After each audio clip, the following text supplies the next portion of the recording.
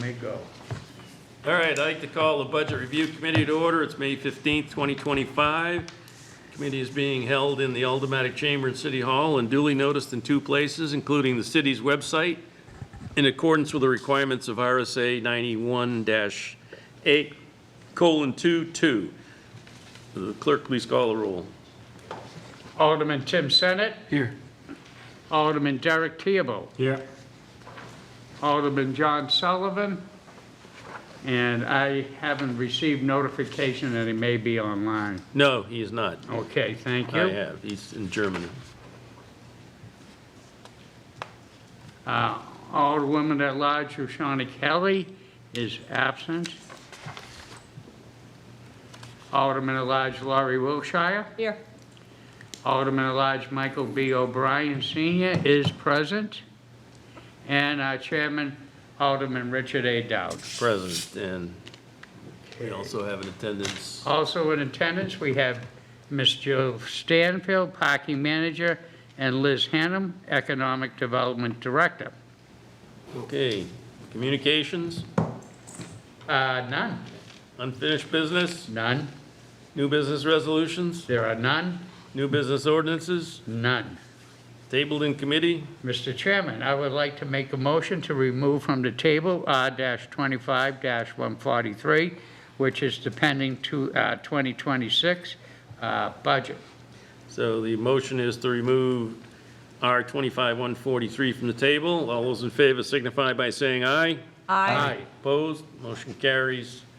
Tonight, we're going to be discussing parking operations and parking enforcements, Departments 166 and 158. Parking operations, revenues are on page 10, appropriations are on page 53. Parking enforcement, revenues are on page 9, and appropriations on 52. Would you like to both come up and?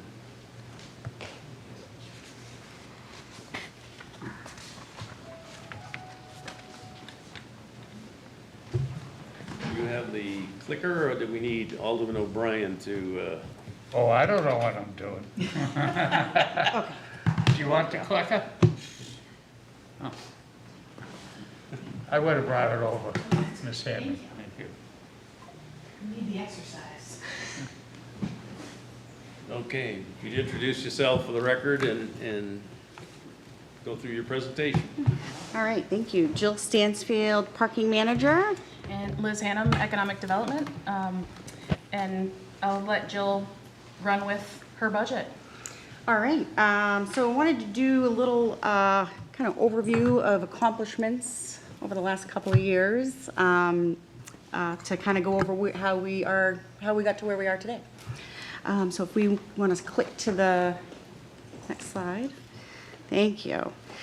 So as all of you are aware, we started a parking study. It was actually slated to start in 2020, but it had to get pushed off a year due to COVID. And then that took a few years because it was very, very detailed, 361-page report to be exact. But it has provided a ton of information on how we should move forward in the parking department. So we've been working through that. One of the biggest changes in the last year was, and about a year ago actually, we passed the new rates, fees, and fines structure. Some additional accomplishments: we've been able to maintain a self-sustaining budget. The department continues to operate without taxpayer funding. It does funnel through the general fund, but we are able to cover our expenses with our revenue. The nice thing that went into effect this past fiscal year is we were able to bring back some full-time enforcement positions, which will and has already started to help us with coverage issues and is also helping with more consistency in enforcing. And then we are going to be continuing over the next year, 2 years, 3 years to implement some of these strategic initiatives for the department to continue to help enhance service, efficiency, and responsiveness. Another thing just to kind of mention is, and we can click to the next slide. We were able to, this year, stay in line with about a 1% increase in the overall parking budget. We did have some staffing that we did plan to bring on this year, two additional new full-time employees. We are going to push those off to help with the tough budget season to next year. We believe we can do that. It will affect service a little bit, but we want to try to do our part in the city to keep costs down with the tough year that we're going into here. So yeah, we're about a 0.99% increase before benefits and about a 1% increase with benefits. And again, lower overall increase after benefits due to multiple employees opting out of city-sponsored benefits, which is helpful. And then again, the department's striving to remain cost-efficient. Just to kind of get into a little bit of detail while we're on this particular slide, we are going to maintain the same FTEs as in fiscal year '25 on both sides of the house. We did create a minor change from last year. We were going to bring on a parking supervisor position that would have been split between enforcement and operations, a 50-50% split. And what we were able to do this year is bring on an enforcement foreman. So that was funded fully out of the enforcement side of the house, which allowed us to have some additional monies left on the operations side to put towards another operations employee, which is another critical need in our department. We were able to move things around in such a way that we had enough funding to basically stay very close to the same level of funding that we have from the year prior, which is excellent. Let's see. I think while you're talking about staffing, I know we get a lot of comments about inconsistency in enforcement, and we are working really hard to try to be more consistent there. And I just want to kind of remind the committee and the public that we have 4 full-time enforcement people that cover 24 hours a day, 7 days a week, the entire city. And so we are being incredibly efficient, and they're doing a really good job. And so we just want to remind people that we're trying to keep costs low so that their taxes are not affected. So they're doing their best, and they're continuously getting better. Yep, thank you. Yeah. All right, next slide. All right, so wanted to just bring up some of the budget drivers and the department goals. Again, I'm rehashing a lot of what we've been over the last several months, but we had the parking study, went into updated fees and fines from the parking study recommendations, went into effect in January of this year. So we're working through that. Some additional budget drivers that we're going to see kind of going forward. We're going to have the garage construction project. The construction contract for that will be filed at the May 21st finance meeting. So that will begin hopefully within the next month or two.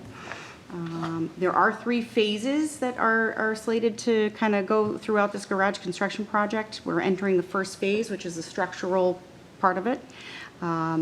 After that, we're hoping to jump right into the office expansion, and then following that, the beautification piece of it, which we're already started working on all of these phases. So they're in the works, and we're on time, I think, with all the phases. So another factor to kind of keep in mind is outdoor dining barriers. Those went into effect May 1st. So again, that's going to be another budget driver, if you will. That will also impact fees that we bring in. Although much less this year with the new Correct. structure. So Yep. I think we only had 44 barriers this year, or 48 barriers this year instead of 152. So the new structure has impacted parking a lot less this year. Right.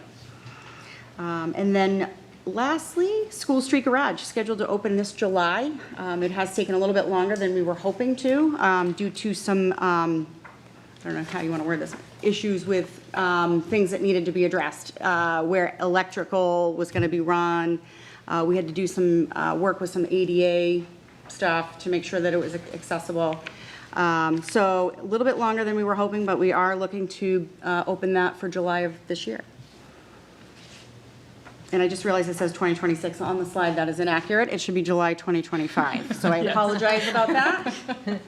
Carol, I one have question. fiscal year 26 in my mind, so that's how that got on there. So I apologize for that. And also, just to not really jump around, but wanted to point this out, our preliminary data is showing that our revenue for the period of January through May has increased by approximately $150,000 compared to the same period last year. So we're already seeing the positive effects of the increased fees and fines. And just for the public too, those increased fees and fines as part of the parking study was a way to generate more turnover so that there's always parking spaces available in the downtown. So we're trying to manage the cost in terms of how we can kind of make the most vibrant community in the downtown. And we also changed the fees structure so that there's daytime permits and nighttime permits, and then universal permits, so that we could better utilize what exists already. There were a lot of parking spaces that were open all day and not available to anyone, or all night. And so we're trying to kind of manage our supply much better Liz, with can you this just structure. Bring your mic down level, there we go. Yeah, so we're trying to manage our supply better with this structure of permit system as well. Okay, and yep, and also be able to bring in some additional funds to help offset future renovation work. For Maintenance, not renovation. Maintenance and upkeep going forward, instead of hopefully ever having to bond in the future. That's the goal of our department. So our revenue projections for fiscal year 2026 remain the same as the rates that, because of the rates we just put into place. So we didn't make any changes on the expenditure projection, the revenue projection, because we were only able to start as of January. So we want to get a full year in. We'll see that we're going to come a little bit closer to that number. So that's why we kept the revenue projections the same as last year. Jumping over to the expenses, both sides of the house, enforcement and operations, remain level funded with the exception of property services on the op side, and that's due to the new additional cost from the School Street Garage. That is a heated garage, so we've seen some increased costs already from that, both gas, electric. There'll be some water costs as well. And then in addition to that, our snow plowing services, we wanted to increase that a little bit to give us a little bit more of a buffer. As we know, we never know what winter's going to bring here for us. So we wanted to make sure we could cover anything any additional snow costs. Yes. And then we can certainly go line by line after we get through the presentation if you have any questions on any of the individual lines. And then we'll go to the next slide. And then the strategic vision, as most of you probably are aware, for the department is to move toward an enterprise status, which will allow us to provide a clearer, more transparent view of departmental revenues, expenses, and long-term obligations. And again, part of our broader goal to be transparent and accountable city department. And we're working towards that. It's going to take a little bit of time to get a couple of years of data, I think, to make sure we can cover ourselves to move into that position. And again, just to kind of go into the detail a little bit more, our long-term goal is to assess the sustainability of the department. We want to have a couple of years of data, and we want to make sure that the department will be able to fully sustain operations, cover its debt service, and begin building reserve funds for future rehabilitation. And in addition to that, we have asset management. We have our parking garages. We have 14 parking lots that we are also responsible for the maintenance for those as well. And then again, our equipment and vehicle repairs and maintenance, part of our long-term financial planning. So we want to make sure we can cover all of these costs. And then I included a slide in here just so you could meet some of our parking team. Very proud of the team that we have working together over at the Elm Street Garage, High Street Garage.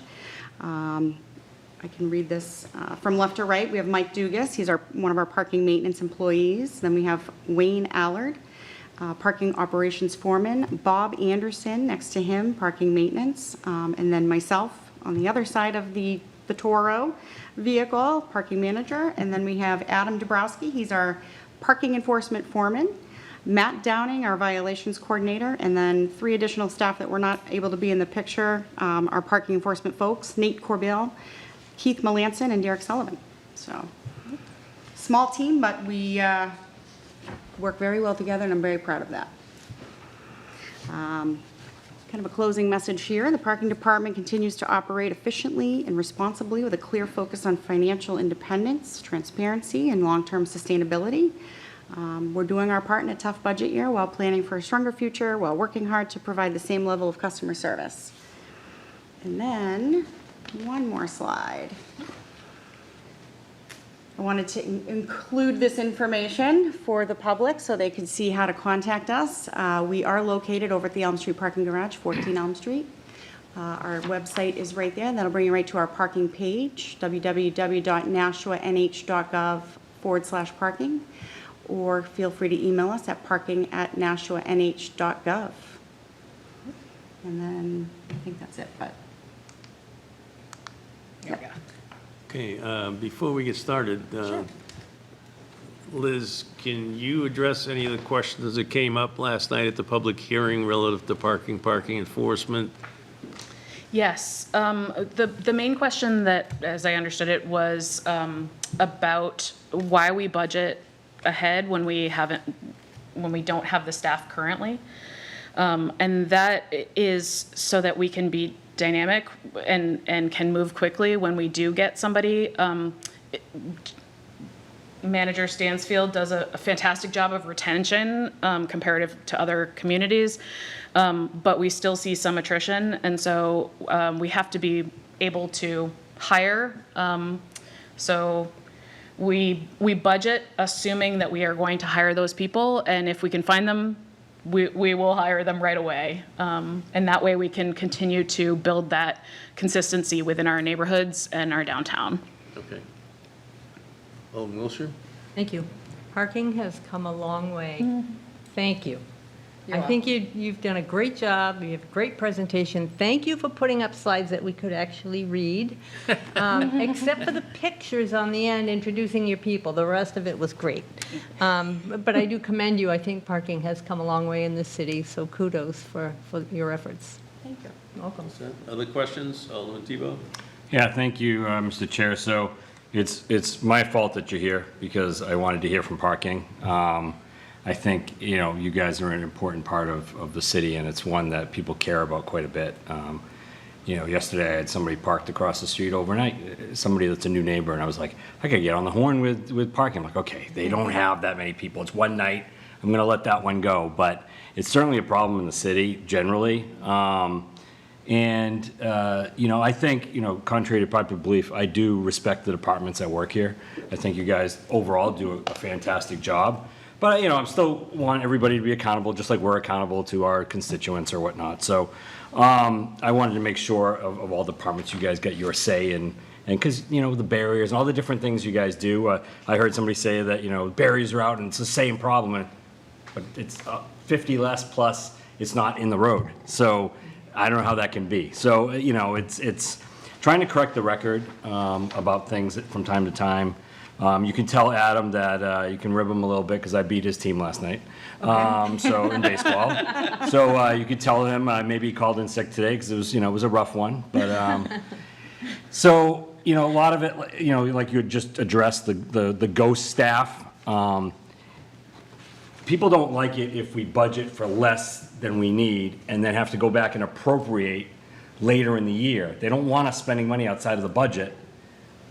But then you wouldn't be able to hire, and plus it would take so much more time. So I think it's just trying to understand, people don't realize that you guys, City Hall is like a business, and you guys are now running probably less than you want to run with because, you're putting one person on the back burner for now, and you probably even need more for parking. And I think it's people don't see that, even though the departments come here and say that, they don't see that you guys are cutting to get to a certain point.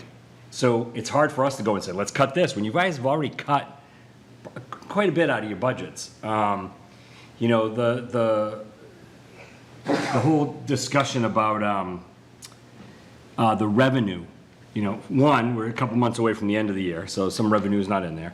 And secondly, you said you didn't have enough people to enforce parking, so if you have less staff, you can't get as many tickets on cars as you want to. That's where the revenue comes from. So you need the staff to get the revenue, you know, and so it's trying to explain that to people, and it's hard. The budget's complex, so it's hard to get in there. So I just wanted to say, you know, you guys do a great job, and I know you've been struggling over the last couple of years with staff, and hopefully you're in a better place. I think the barrier situation, as much as I was with you when we voted, I think is in a better place than it could be, and I think people should have less complaints about it. So that's good as well, and it'll bring in hopefully a little bit more parking revenue, because there'll be more spots out there. And the last piece is the rates, like you said. The rates have changed. You know, so that should, you know, make the fluctuation, and we'll know more as the season goes on. But a budget is a plan. And if we try to be conservative, so that way, because if we budget too tight and go over, people would freak out. So we try to budget conservative, and if we have that extra money, we can put it towards the tax rate, or put it towards something else that the city maybe needs at that time. You know, Stellos or whatever things may happen, we can put that money towards. So again, appreciate you guys coming in and going through that. I think it's important for you know, people to see that. Thank you. Other questions, Alderman Senate? Well, thank you, Mr. Chairman, and thank you both for coming in tonight. We held the Mayor's Ward 7 Town Hall last night. You may have already heard that the big topic of discussion, in particular in the Crown Hill neighborhood, as Ms. Stansfield, you already know, is parking. And it's the same areas, you know, Bowers, Arlington Ave, Gillis, you know.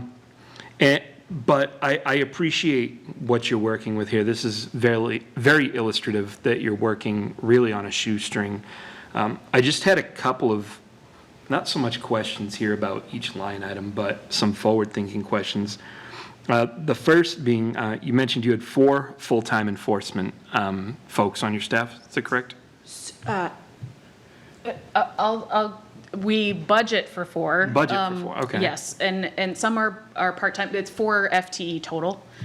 So we've got, I think, 3 full-time positions and then 2 part-time. Okay. And then if we are fully staffed, that's what we have. We have not really had a full staff yet. We're still working on actively trying to We're hire. currently at 3, Yeah, looking to add a 4. yeah. That was going to be my next question, was whether or not you were at full complement. The other question I had in that same realm was, and if you're not sure, that's okay, but looking around at other communities around us, I don't know specifically which communities have their parking enforcement operations outside the purview of their local police departments, and which allow their police departments to actually handle that. But do you know how that compares to the sort of staff that other communities may have? Sure. Jill Stansfield, parking manager. Every community in New Hampshire is slightly different. So Concord is partially overseen by the police department, and then partially seen out of the mayor's office under economic development. So there's a little bit of a split there. Manchester is under their financial services division, so completely different from Nashua. And then Portsmouth is actually out of their transportation department. So, and this is something I've said all along, is parking can be really under a number of different divisions or departments.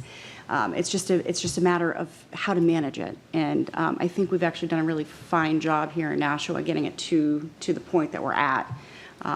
And I'll just speak to it being in economic development for right now, is we really try to manage the parking demand in order to serve the businesses.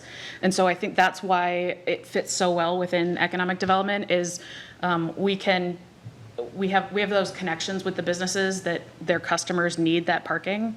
And so we can respond quickly, and we hope we respond quickly to everything that we hear, and that we can respond to the business's needs with the parking department. So I think that it works really well within economic development here.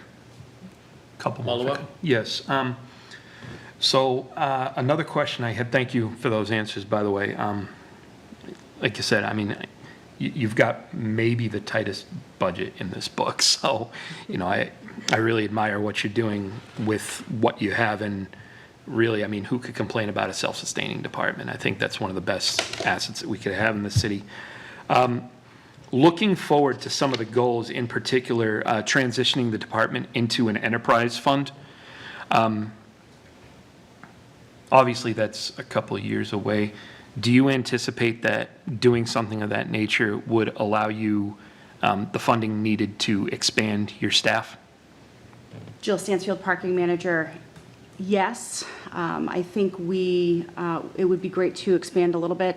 One function in our department that I think kind of goes somewhat unrecognized is we do participate in the downtown snow removal and snow plowing. We actually do all of Main Street sidewalks, the side street sidewalks. We have, I want to say 18 parking lots that we actually plow. So we actually have our maintenance folks. I do want to kind of give them a shout out because they do an amazing job. I have 2 full-time and 1 part-time maintenance person that are responsible for all of these downtown areas.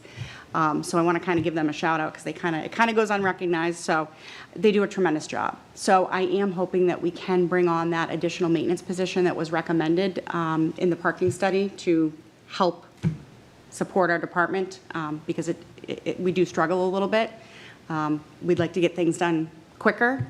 It takes a little bit longer, but I do hope to be able to, in future years, bring on those additional positions that we're kind of deferring this year to kind of help with costs. And I am very eager, and I know some folks may disagree with this, but I really do want to see this department self-sustain, be able to turn into an enterprise, really be able to fully fund itself. And I'm talking about everything, benefits, everything, assets. So it's kind of a dream of mine, and I'm going to keep pushing for it. I don't know if it's going to happen, but I really do hope it does. I'd like to be able to cover our debt service and put money aside for future major repair work. So that is my goal, and I do hope that we can achieve it. 2 more, if I could, 1 for each. This question is likely more for Director Hannum. I had asked you during your budget when we were in the just about to go phase for the extended outdoor dining. You had said now that we have 48 barriers on the ground. How many parking spots does that translate into? Oh, I think Sorry. it's, yes, I think it's 26, and only 11 of them are on Main Street directly. All right. Don't quote me on that, but I think that's the number that sticks in my head for some reason. But that is a third of what it was in previous years. All righty. Yeah. And then final question, and this is just more an operational question from Ms. Stansfield. The problem areas that I brought up, again, Bowers, Gillis, Arlington Ave, with those repeat offenders, the folks who are noticing them, who are being most affected by them, what's their best recourse? Is that just continue to call? Continue to call. Okay. Yep, absolutely. Right, using the Those- contact information that you provided here. Exactly, yep, All right. yep. Thank you very much. You're welcome. Other questions? Alderman O'Brien? Yeah, thank you, Mr. Chairman. What seemed to be an overview in this is the big elephant in the room that I think needs to be recognized. That is, the city owns 2 parking garages. And as far as chairman of infrastructure, past administrations chose to ignore those structures. They chose to ignore other structures to hunt form a library, other things. Because of a price of a glacier, we had water running down the walls at the Hunt Building, like the mayor said the other night. with our 2 parking garages, we were almost kind of borderline to a civil engineer coming in and closing. And that's not what the taxpayers want. If we build it, they want us to maintain it, and they want us to improve it. And I can't wait, and if you want to opine on it more, because it is something. This is a big event, fixing those 2 garages. And I think that's gonna, make it, there'll be better security for people. We listened to the public, they brought up security issues. I think we're putting in better lighting, cameras, and the like. So it's gonna be a wonderful project when it's done. And I compliment you, Ms. Stansfield, for climbing up that anthill, But I'm glad that we're getting it done. Thank you. Thank you. Yeah, I just got a list of all the, what are considered city buildings. The 2 garages are on there. And as we're establishing this new maintenance activity, much like the school department has, the one thing that all of buildings should have in mind is deferred maintenance. Because if you don't take care of items that need to be taken care of, then you end up with having a huge project that has to be funded. So that's one thing to consider. As far as new employees, if the new employees are out enforcing parking and their revenues offset their expenses, I don't know why we couldn't add them to the budget this year, because it's 0 effect on the budget. But anyway, it's just, I know you're trying to do that going forward, but, okay. Yeah, I think that's the reason we would like the enterprise fund eventually, is because then we can actually show a direct correlation between that versus now it has to go through the general fund. Yeah. But yes. The other thing I question is, why do the barriers fall under parking enforcement rather than DPW? Because they arrange to get them put in place and move them and store them and everything else. So, and other than affecting parking, I'm not sure there's a direct correlation as to why you own barriers. Yeah, so that the Economic Development Department owns them, and it comes out of my operational budget, not the parking department's budget. The only effect is the loss of parking revenue there for parking department, but Which we try to, we try to overset by charging Offset, for the extended outdoor dining. The restaurants do have to pay for those spaces. But yes, it is, I work with DPW to make sure that the businesses that want to participate are paying for it, and that we have a safe, thoroughly thought out, engineered pathway to drive down Main Street safely. So another question I have is dealing with several of the city's building contracts on a daily basis. And you said the work was being done in all 3 phases on the parking garage, but you said that the contract wasn't being approved by finance till May 21st. How do you conduct work with no funding? so that's going to be part of the, coming out of the $15 million bond.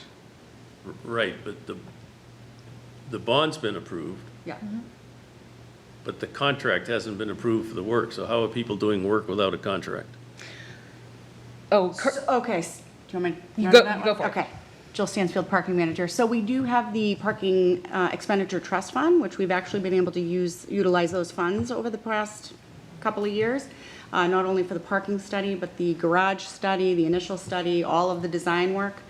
So we've been fortunate in that we've had enough revenue over expenses to be able to cover those costs. Okay. Yep. Sounds good.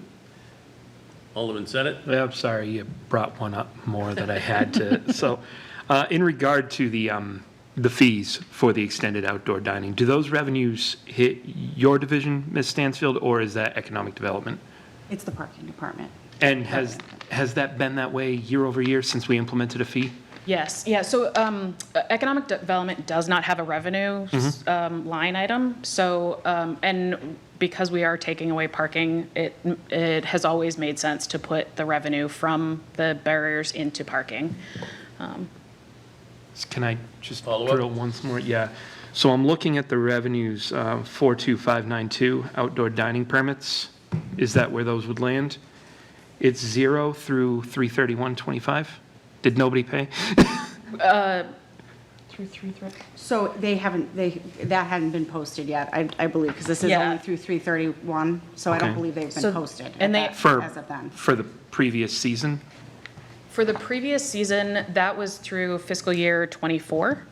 And so this year's, we have not received the funding yet, or we haven't, they had until May 1st to pay for their parking that went out May 1st. So I think most of it has been, all of the places that have been, or the areas that have been placed have paid. We just haven't seen it yet in the revenue Okay. line item.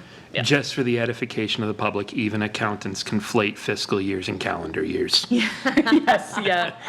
And the extended outdoor dining, we pay for pickup and then drop off in a single fiscal year versus drop off and pick. So one calendar year of barriers is 2 fiscal years. You've got So- something that I would put in an amortized prepaid. Yeah, yes. Yeah. So, I have another question. You do snow plowing. Do those plows reside within your department, or are they part of DPW? Jill Stansfield, parking manager. So we have an outside contractor that does the parking lots once we hit so many inches on the ground.